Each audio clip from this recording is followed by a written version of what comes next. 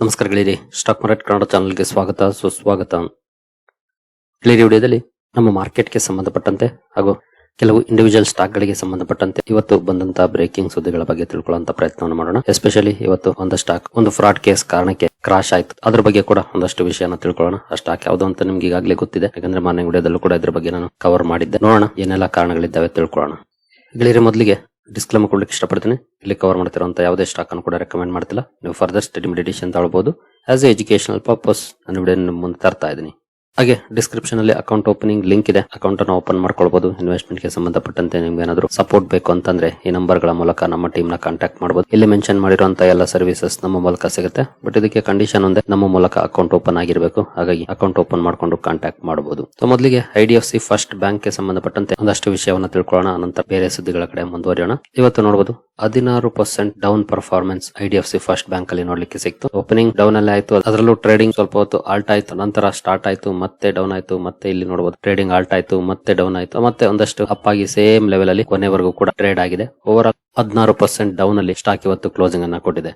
ಜೊತೆಗೆ ಒಂದೇ ದಿನ 14,000 ಕೋಟಿಯನ್ನ ಲಾಸ್ ಮಾಡಿದೆ ಇನ್ವೆಸ್ಟರ್ಸ್ ಗೆ. ಖಂಡಿತ ಸಣ್ಣ ಅಮೌಂಟ್ ಅಂತೂ ಅಲ್ಲ. ಅದಕ್ಕೆ ಕಾರಣ ಇಲ್ಲೇ ಇದು ನೋಡಬಹುದು, IDFC first bank fraud how ₹590 crore it erase it ₹14,000 crore in investor wealth. ಇದರಲ್ಲಿ ಏನಾಗಿದೆ ಇಶ್ಯೂ ಅಂತ ನಾವು ನೋಡೋದು, lender ಡಿಸ್ಕ್ಲೋಸಸ್ ₹590 crore fraud by employees. Bank ನ ಎಂಪ್ಲಾಯೀಸ್ ಹಾಗೂ ಕೆಲವು ಔಟ್ಸೈಡ್ ಇಂಡಿವಿಜುವಲ್ ಸೇರ್ಕೊಂಡು ಕಂಪನಿಗೆ 590 ಕೋಟಿ ಫ್ರಾಡ್ ಮಾಡಿದ್ದಾರೆ. 590 ಕೋಟಿ ಫ್ರಾಡ್ ಅಂದ್ರೆ ಕಂಪನಿಯ ಒಂದು ಕ್ವಾರ್ಟರ್ ನ net profit last quarter around 500 crore ಇತ್ತು. ಇನ್ ಕೇಸ್ ನೆಕ್ಸ್ಟ್ ಈ ಹಣ ವಸೂಲಿ ಆಗಿಲ್ಲ ಅಂದ್ರೆ ಕಂಪನಿ 590 ಕೋಟಿಯನ್ನ ಪ್ರಾವಿಷನಿಂಗ್ ಮಾಡಬೇಕಾಗುತ್ತೆ. ಇನ್ ಕೇಸ್ ಅಷ್ಟು ಪ್ರಾವಿಷನಿಂಗ್ ಮಾಡ್ತು ಅಂದ್ರೆ ನೆಕ್ಸ್ಟ್ ಕ್ವಾರ್ಟರ್ ಅಲ್ಲಿ ಪ್ರಾಫಿಟ್ ಇರುವಂತ ಚಾನ್ಸಸ್ ಇರೋದಿಲ್ಲ, ಲಾಸ್ ರಿಪೋರ್ಟ್ ಮಾಡಬೇಕಾದಂತ ಸಂದರ್ಭ ಬರುತ್ತೆ.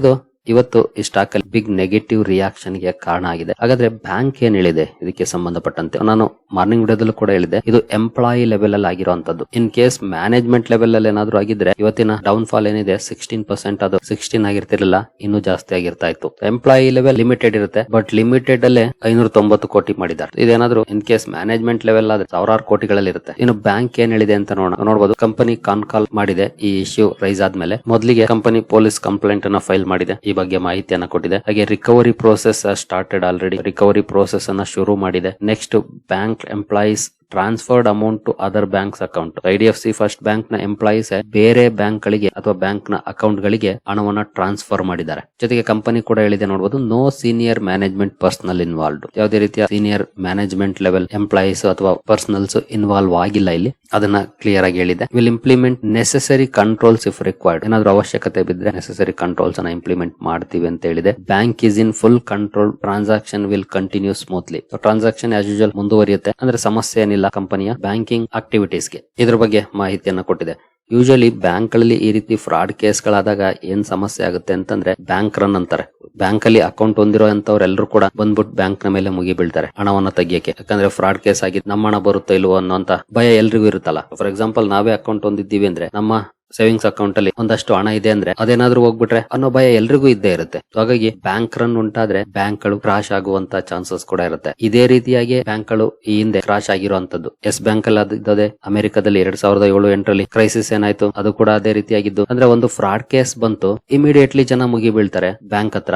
ಬ್ಯಾಂಕ್ ಎಲ್ಲಾನು ಕ್ಯಾಶ್ ಇಟ್ಕೊಂಡಿರೋದಿಲ್ಲ, RBI ರೂಲ್ಸ್ ಇರುತ್ತೆ, ಇಷ್ಟು ಅಂದ್ರೆ ಸರ್ಟನ್ ಪರ್ಸೆಂಟೇಜ್ ಆಫ್ ಅಮೌಂಟ್ ಅನ್ನ ಕ್ಯಾಶ್ ಇಟ್ಕೊಳ್ಬೇಕು, ಇನ್ನೆಲ್ಲ ಅವರು ಲೆಂಡರ್ಸ್ ಗೆ ಸಾಲ ಕೊಟ್ಟಿರ್ತಾರೆ. ಸೊ ಬ್ಯಾಂಕ್ ಅಕೌಂಟ್ ಅಲ್ಲಿ ದುಡ್ಡಿಕ್ಕಿರೋರೆಲ್ಲ ಬಂದ್ಬಿಟ್ಟು ಬ್ಯಾಂಕ್ ಮುಂದೆ ನಿಂತ್ಕೊಂಡ್ರೆ ನಮ್ ದುಡ್ಡು ಕೊಡಿ ಅಂತ ಬ್ಯಾಂಕ್ ಎಲ್ಲಿಂದ ತರುತ್ತೆ. ಕೊನೆಗೆ ಏನಾಗುತ್ತೆ, ಬ್ಯಾಂಕ್ ಕ್ರಾಶ್ ಆಗುತ್ತೆ. ಬಟ್ ಇಲ್ಲಿ ಆ ರೀತಿ ಆಗಿಲ್ಲ. ಅದಕ್ಕೆ ಕಂಪನಿಯ ಮ್ಯಾನೇಜ್ಮೆಂಟ್ ಕ್ಲಿಯರ್ ಆಗಿ ಹೇಳಿದೆ, ಟ್ರಾನ್ಸಾಕ್ಷನ್ ವಿಲ್ ಕಂಟಿನ್ಯೂ ಸ್ಮೂತ್ಲಿ ಅಂತ. ಇಲ್ಲಿ ಆಗಿರೋದು ಬರೀ 490 ಕೋಟಿ, ಅದೇ ಸಾವಿರಾರು ಕೋಟಿಗಳಲ್ಲಾದ್ರೆ ಅದು ಸಮಸ್ಯೆ ಜಾಸ್ತಿ ಆಗುತ್ತೆ. ಅದೇ ಎಸ್ ಬ್ಯಾಂಕ್ ಕೇಸ್ ಅಲ್ಲಿ ಆಗಿದ್ದು. ಈಗಲೂ ಸ್ಟ್ರಗಲ್ ಮಾಡ್ತಿರೋದು ಎಸ್ ಬ್ಯಾಂಕ್ ಅದೇ ಕಾರಣಕ್ಕೆ. ಬಟ್ ಇದು ಎಸ್ ಬ್ಯಾಂಕ್ ತರದ ಕೇಸ್ ಅಲ್ಲ, ಕನ್ಫ್ಯೂಸ್ ಮಾಡ್ಕೊಳ್ಬೇಡಿ. ಇಲ್ಲಿ ಕೆಲವೊಂದು ಲಿಮಿಟೇಷನ್ಸ್ ಇದೆ. ಅದಕ್ಕೆ ನಾನು ಮಾರ್ನಿಂಗ್ ವಿಡಿಯೋದಲ್ಲೂ ಕೂಡ ಹೇಳಿದೀನಿ, ಈಗಲೂ ಕೂಡ ಹೇಳಿದೆ. ಈಗಾಗಲೇ ಎಂಪ್ಲಾಯಿ ಲೆವೆಲ್ ಫ್ರಾಡ್ ಕೇಸ್ ಗಳು ಲಿಮಿಟೆಡ್ ಆಗಿರ್ತವೆ. ಬಟ್ ಮ್ಯಾನೇಜ್ಮೆಂಟ್ ಲೆವೆಲ್ ಅಲ್ಲಿ ಏನಾದ್ರು ಆಯ್ತು ಅಂದ್ರೆ ಆ ಬ್ಯಾಂಕ್ ಕಮ್ ಬ್ಯಾಕ್ ಮಾಡೋದು ತುಂಬಾ ಕಷ್ಟ ಇರುತ್ತೆ.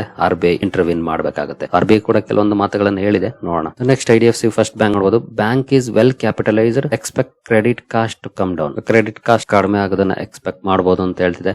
Discrepancy of 490 crore additional estimates by the bank of 100 crore ಅಂದ್ರೆ 490 ಕೋಟಿ ಇದೆ. ಮೇ ಬಿ ಅಲ್ಲಿ ವೇರಿಯೇಷನ್ಸ್ ಆದ್ರೆ ಅಡಿಷನಲ್ ಮೇ ಬಿ ಒಂದು 100 crore ಪ್ಲಸ್ ಆರ್ ಮೈನಸ್ ಆಗ್ಬೋದು ಅಂತ ಹೇಳಿದೆ. ಇನ್ನು ಹರಿಯಾಣ ಗವರ್ನಮೆಂಟ್ ನ ಡೆಪಾಸಿಟ್ಸ್ ಕಂಪನಿ ಅಂದ್ರೆ ಬ್ಯಾಂಕ್ ನ ಟೋಟಲ್ ಡೆಪಾಸಿಟ್ಸ್ ಅಲ್ಲಿ ಜಸ್ಟ್ 0.5% ಇದೆ ಅಂತ ಹೇಳಿದೆ. ಅದು ಏನಂತ ಇಶ್ಯೂ ಅಲ್ಲ, ಯಾಕಂದ್ರೆ ಆಕ್ಚುಲಿ ಈ ಫ್ರಾಡ್ ಕೇಸ್ ಆಚೆ ಬಂದಿರೋದು ಹರಿಯಾಣ ಗವರ್ನಮೆಂಟ್ ಕೆಲವೊಂದು ಆರ್ಡರ್ಸ್ ಅನ್ನ ಮಾಡಿದ್ಮೇಲೆ, ತನ್ನ ಅಕೌಂಟ್ಸ್ ಅನ್ನ ಬೇರೆ ಕಡೆ ಟ್ರಾನ್ಸ್ಫರ್ ಮಾಡಕ್ಕೆ ಹೇಳಿದ್ಮೇಲೆ ಈ ಫ್ರಾಡ್ ಕೇಸ್ ಆಚೆ ಬಂದಿರೋದು. ಅವ್ರದ್ದು ಏನ್ ದೊಡ್ಡ ಮಟ್ಟದ ಡೆಪಾಸಿಟ್ಸ್ ಇಲ್ಲ, ಜಸ್ಟ್ 0.5% ಅಂತ ಹೇಳ್ತಿದೆ.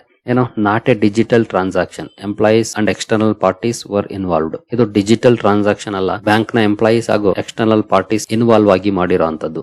ಇನ್ನು KPMG ಫೋರೆನ್ಸಿಕ್ ಆಡಿಟ್ ಅನ್ನ ಕಂಡಕ್ಟ್ ಮಾಡ್ತಿದೆ. ಮೋರ್ ಡೀಟೇಲ್ಸ್ ಸದ್ಯದಲ್ಲೇ ಬಿಡುಗಡೆ ಮಾಡ್ತೀವಿ ಅಂತ ಹೇಳಿದೆ. ಇದಿಷ್ಟು ಬ್ಯಾಂಕ್ ಹೇಳಿರುವಂತಹ ಮಾಹಿತಿ. 490 ಕೋಟಿ ಇದೆ, ಪ್ಲಸ್ ಆರ್ ಮೈನಸ್ 100 crores ಆಗ್ಬಹುದು. ಮೇ ಬಿ ಇದು ಅಂದ್ರೆ ಫೋರೆನ್ಸಿಕ್ ಆಡಿಟ್ ಆದ್ಮೇಲೆ ಪ್ರಾಪರ್ ಆಗಿ ಗೊತ್ತಾಗುತ್ತೆ ನಂಬರ್ಸ್ ಎಷ್ಟು ಅಂತ.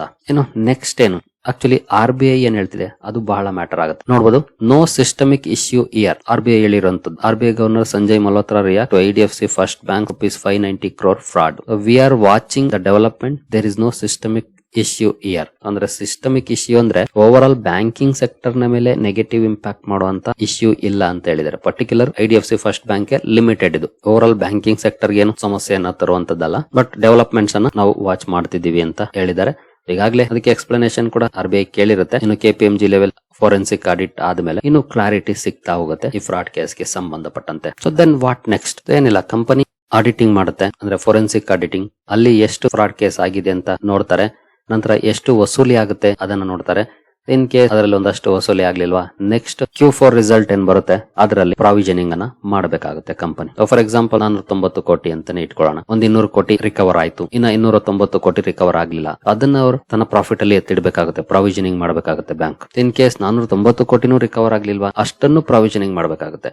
ಕಂಪನಿ ಲಾಸ್ಟ್ ಕ್ವಾರ್ಟರ್ ಅಂದ್ರೆ ಡಿಸೆಂಬರ್ ಕ್ವಾರ್ಟರ್ ಲಾಭ ಎಷ್ಟು ನೋಡಬಹುದು? ನೆಟ್ ಪ್ರಾಫಿಟ್ 479 ಕೋಟಿ ಡಿಸೆಂಬರ್ ಕ್ವಾರ್ಟರ್ಲಿ.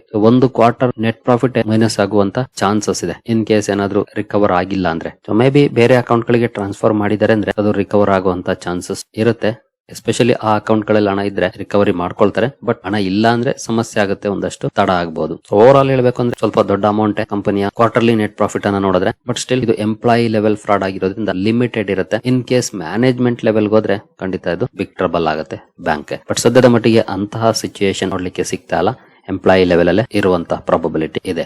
RBI ಕೂಡ ಅದನ್ನೇ ಹೇಳ್ತಾ ಇದೆ ಸದ್ಯದ ಮಟ್ಟಿಗೆ. ಬಟ್ ಇನ್ನು ಫೋರೆನ್ಸಿಕ್ ಆಡಿಟ್ ಬರೋವರೆಗೂ ಪ್ರೆಷರ್ ಅಲ್ಲೇ ಇರುವಂತಹ ಸಾಧ್ಯತೆ ಇರುತ್ತೆ ಸ್ಟಾಕ್ ಪ್ರೈಸ್ ಅಲ್ಲಿ. ಇನ್ವೆಸ್ಟರ್ಸ್ ಕಾಶಿಯಸ್ ಆಗಿ ವಾಚ್ ಮಾಡಬೇಕು ಯಾವ ರೀತಿಯ ಔಟ್ಕಮ್ ಬರುತ್ತೆ ಫೋರೆನ್ಸಿಕ್ ಆಡಿಟ್ ಇಂದ ಅಂತ.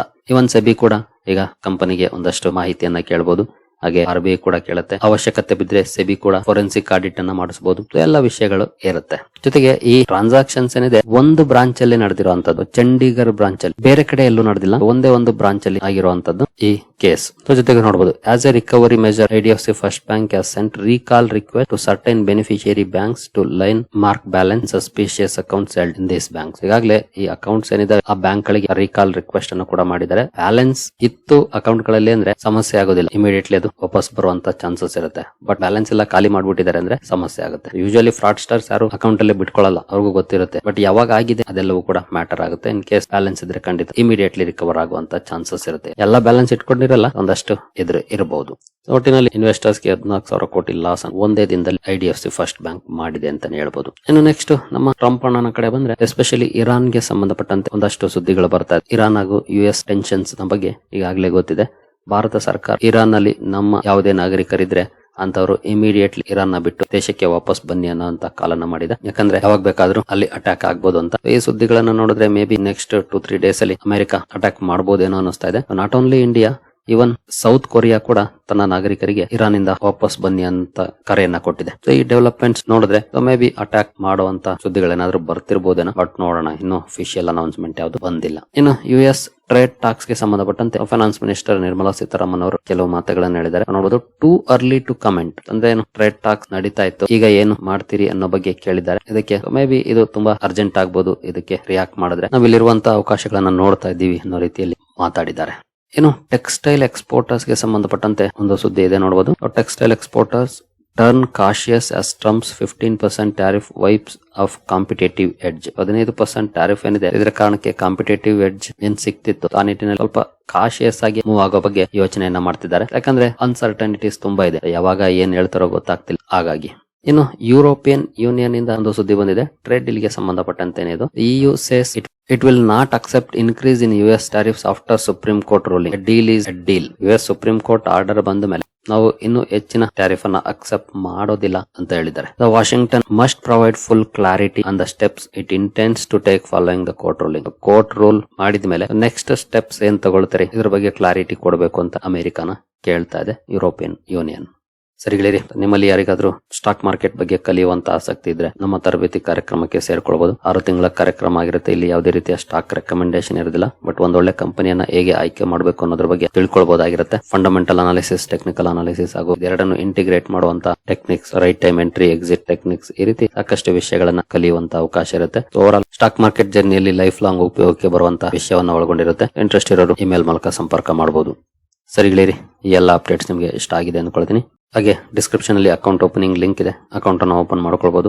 ಮುಂದಿನ ವಿಡಿಯೋದಲ್ಲಿ ಸಿಗೋಣ. ಅಲ್ಲಿವರೆಗೂ ಜೈ ಹಿಂದ್, ಜೈ ಕರ್ನಾಟಕ.